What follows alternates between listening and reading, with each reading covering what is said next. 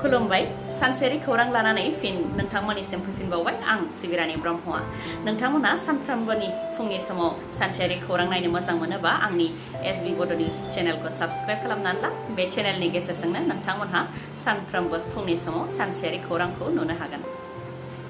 आसामनि दाब दाब जायगायाव मैयानि सानाव बांग्रिंनि सोमावग्लुंनाय आसामनि गुवाहाटी बक' सयगाव बरपेटा नलबारि आरो गवालपाराफोराव बांग्रिंनि सोमावग्लुंनाय मोनानि 7:53 बाजियाव जादों। बांग्रिं मावनाया नेशनेल सेन्टार फर सिस्मोलजिनि बायदिब्ला बांग्रिं मावनायनि एपिसेन्टारा मेघालयानि सोनाब खासि हिल्सआवमोन आरो 4.2 मेगनिटिउडनि गोख्रोंथिजों बांग्रिंआ मावदोंमोन आरो हानिफ्राय 10 किल'मिटार गाहायाव बेनि मावनाया जादोंमोन होननानै फोरमायथिदों। मेघालयाव एपिसेन्टारब्लाबो आसामनि दाब दाब जायगायाव बांग्रिंनि मावग्लुंनायखौ हमदांनो मोन्दों। नाथाय बे बांग्रिं मावनायजों रावबो सुबुंनि आरो धोन सम्पथि खहा जानायनि जेबो खौरां मोननाय जायाखै। सा आमेरिकानि अलास्कायावबो गिख्रंथाव बांग्रिं मावदों। इउनाइटेड स्टेट्स जिअलजिकेल सार्भे USGSनि बायदिब्ला 7.4 मेगनिटिउडनिमोन बांग्रिंआ आरो बेयो हा सिंनि 9.3 किल'मिटाराव मावदोंमोन। अलास्कायाव बांग्रिं मावनायनि उनाव सुनामि फैनो हागौ होननानै सांग्रांथिबो होनाय जादों। रिपर्टनि बायदिब्ला 1964 मायथाइयाव अलास्कायाव 9.2 मेगनिटिउडनि बांग्रिं मावदोंमोन, जाय सा आमेरिकानि मादावनो गोख्रोंसिन बांग्रिं मावनायमोन, जायजों 250नि गोबाङा जिउ खोमानो गोनां जादोंमोन आरो गोबां धोन सम्पथिया खहा जादोंमोन। राजु नार्जारिया सोर? बिथाङा चिफ नामा? बिथाङा BJP दोलोखौ लानानै मुखुब दाजाथों आरो गावनि दोलोखौ गोख्रों खालाम। BJPखौ नोंथाङा फोरोंनो नाङा। बे गोख्रों रावखौ बुंदों BTCनि EM अरुप कुमार देआ। नोंथांमोना मिथिखाबाय जानांगौ दासान्दि BTCनि राजखान्थियाव मा जादों। EM अरुप कुमार दे आरो UPPLनि गाहाय नेहाथारि राजु नार्जारिनि गेजेराव दान्थे बिदान्थे जागासिनो दं। जायनाखि EM अरुप कुमार देआ 1 सेकेन्डआवनो सोरखार सिफायनायनि खोथा बुंदोंमोन, बेनि हेंथा नेशनेल BJP प्रेसिडेन्टनिसिम लाइजाम लिरहरदोंमोन होननानै UPPLनि दैदेनगिरि राजु नार्जारिया बुंथिदोंमोन। बेनि सायाव EM अरुप कुमार देआ फिननाय होदों। बिथाङा बुंथिदों दि राजु नार्जारिया सोर? लाइजाम लिरहरनो थाखाय बिथाङा चिफ नामा? राजु नार्जारिया गावनि दोलोखौ लानानै मुखुब जाथों। BJP दोलोखौ लानानै मुखुब जानो नाङा। BJPआव मा खालामदों मा खालामाखै बे जोंनि खोथा। राजु नार्जारिया UPPLखौ लानानै खर' बाहाय आरो गावनि दोलोखौ गोख्रों खालाम। BJPखौ नोंथाङा फोरोंनो नाङा होननानै फिननाय होदों EM अरुप कुमार देआ। लोगोसे 1 सेकेन्डआव सोरखार सिफायनो खोथा बुंनायनि सायावबो EM अरुप कुमार देआ बुंथिदों दि सोरखार सिफायनायनि खोथा बुङाखैमोन। जायनाखि BJP दोलोआ मिरुआवबो आरो रायजोआवबो सोरखार दङ आरो BJPआ मोनसे गोख्रों दोलो, बेनिखायनो मावनो हायो। नाथाय बेनि ओंथिया सोरखार सिफायनाय नङा होननानै बुंथियो EM अरुप कुमार दे बिथाङा। आरो जि खोथा बुंदोंमोन बे गावनि दोलोनि जानानैसो बुंदों, मानोना गिबियाव गावनि दोलो फैयो, मानोना दोलोआसो सायख'दों, बेनि उनावसो EM जादों होननानै बुंथियो बिथाङा। EM अरुप कुमार देनि खोथा बाथ्रा बुंनायनि उनाव सिरि थायाखै UPPLनि दैदेनगिरि राजु नार्जारियाबो। बिथाङाबो बेनि सायाव फिननायखौ होदों। बिथां राजु नार्जारिया बुंथिदों दि बिथांनि हुमखि होनायखौ बर'फोरा गिया आरो गिग्राबो नङा।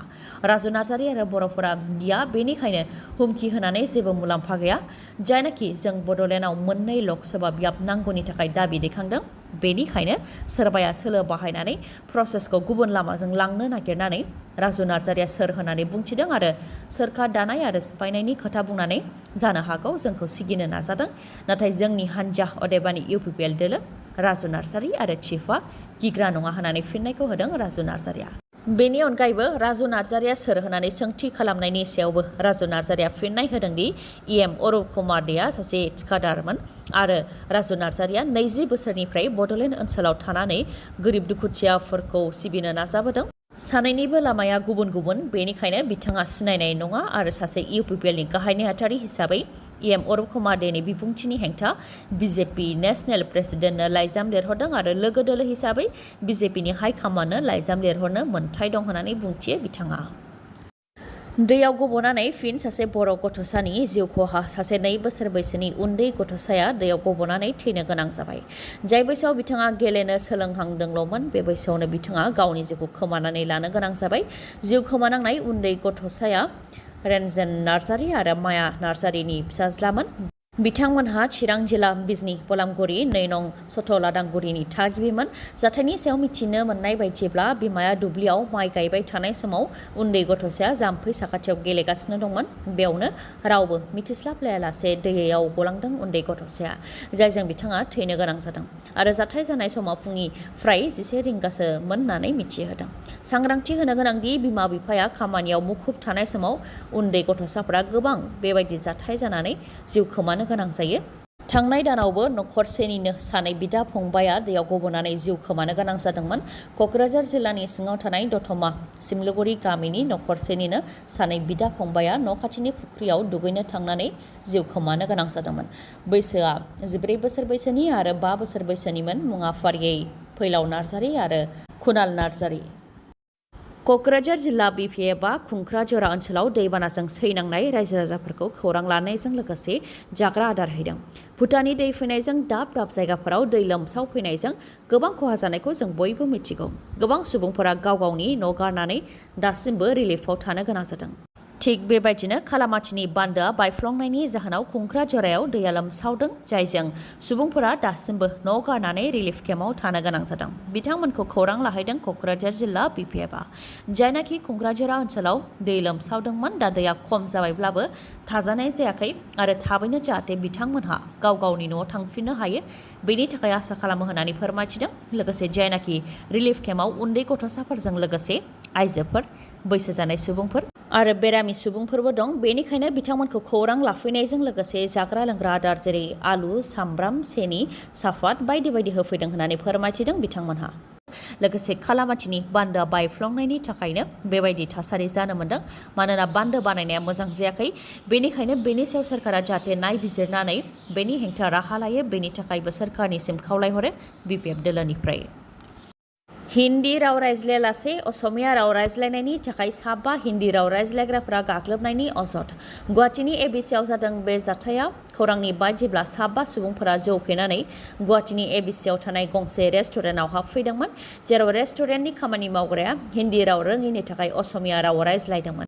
बेयावनो बिथांखौ 7 सुबुंफोरा गिबियाव गाग्लोबदोंमोन। बेखौ नुनानै उनाव 7 जौ फेनाय सुबुंफोरनि सायावबो फिन माखासे सुबुंफोरा गाग्लोबफिनदों। बेबायदिनो बिथांमोननि गेजेराव नारा नाथार बुलायलायनाय जादों आरो जाय गारिजों 7 सुबुंफोरा फैदोंमोन बिथांमोननि गारि थारखौबो बुफाय बुसि खालामदों। जाथायथिलियाव दिसपुर पुलिसआ उनाव नुजाथिफैदों आरो 7 मादाव 3खौ एरेस्ट खालामफैनो हादोंमोन आरो 2आ खारखुमालांदोंमोन। नाथाय माखासे समनि उनावनो हमजानाय 3खौ पुलिसआ एंगारनानै हरफिनदों, जायखौ लानानै गोजोननाय गैयै फोरमायथिदोंमोन असमिया सुबुंफोरा। उनाव बिर लासित सेनानि मावख'आव 7खौबो लेंहरनानै गय फाथै लानानै आसामनि रायजो राजानिसिम निमाहा बिहोदों बिथांमोनहा। जनायाव फिन दैबाना। अरुणाचल प्रदेशनिफ्राय बोहैबोनाय दैया देटाक दैमाखौ लोमसाव होफैदों, जायजों जनायनि माइदांस्रि, नाहर, देटाक, रेसकेम बायदि बायदि गामिफोराव लोमसावदों आरो गोबां सुबुंफोरा दैबाना जानायनि थाखाय हालाय हाफाय जानो गोनां जादों। थानो जानो थाखाय जायगा गैया जादों आरो जिब जुनारफोरखौबो दोननो थाखाय जायगा मोनाखै भुगिनांनाय सुबुंफोरा। फोरमायथिनाय बायदिब्ला दैबाना जानायनि थाखाय ओनसोलाव गोबां खहा जादों। फुख्रियाव दोननाय नाफोरा उसिफावलांदों, आबाद फोथाराव खहा जादों। बेनि अनगायैबो दैबाना जानायनि थाखाय माइदांस्रि गामियाव थानाय गलायाव दैया लोमसावनायजों गलायाव थानाय गासै मुवा बेसादफोरानो खहा जादों होननानै फोरमायथिदों। नाथाय बे खैफोदनि समावबो ओनसोलनि दैदेनगिरिफ्रा थांनानै खौरां लाहैयैखौ दुखु मोननाय फोरमायथिदों जाथायजों सैनो गोनां जानाय रायजो राजाफ्रा। मणिपुराव दासिमबो दुंहाव थासारि। न' बां, गारि मथराव अर सावनाय, मानसि बुथारनाय बेबायदि थासारिया दासिमबो जोबनायनि मुं लायाखै। फिन मणिपुराव गंथाम ट्राकआव अर सावनानै होदों। मिसाव गेस एजेन्सिनि गेस गैयै LPG सिलिन्डारजों आबुं जानाय गंथाम ट्राकआव अर सावनानै होदों। बेबायदि जाथाय जानायनि उनाव गेस एजेन्सिया पुलिस थानायाव FIR होनायनि उनावनो ट्राकआव अर सावग्रा 19 सुबुंफोरखौ दासिम मणिपुर पुलिस आरो सेन्ट्रेल सिकिउरिटि फर्सआ हमनो हाबाय। रिपर्टनि बायदिब्ला LPG सिलिन्डार लानाय गंथाम ट्राकआ थांनाय 3 मेनिफ्रायनो इन्डियान अइल कर्परेसननि गेस प्लान्टआव थाथ'नानै थानो गोनां जादोंमोन। दा बेनिफ्राय ओंखारबोनो नाजादोंमोन बिथांमोनहा। बेयावनो बिथांमोननि ट्राकआव अर सावनानै होदों आरो दासिम बे दायाव 19खौ एरेस्ट खालामनायबो जाबाय। भिडिअखौ जोबजासे नायनायनि थाखाय गोजोन्थों नोंथाङा आंनि चेनेलाव गोदानबा अन्नानै आंनि SB बड' निउस चेनेलखौ साबस्क्राइब खालामनानै ला बे चेनेलनि गेजेरजों नोंथाङा सानफ्रोमबो फुंनि समाव सानसेयारि खौरांखौ नुनो मोनगोन लोगोसे दिनैनि खौरांखौ मोजां मोनदोंबा लाइक कमेन्ट आरो शेयार खालामनो दाबाव गोजोन्थों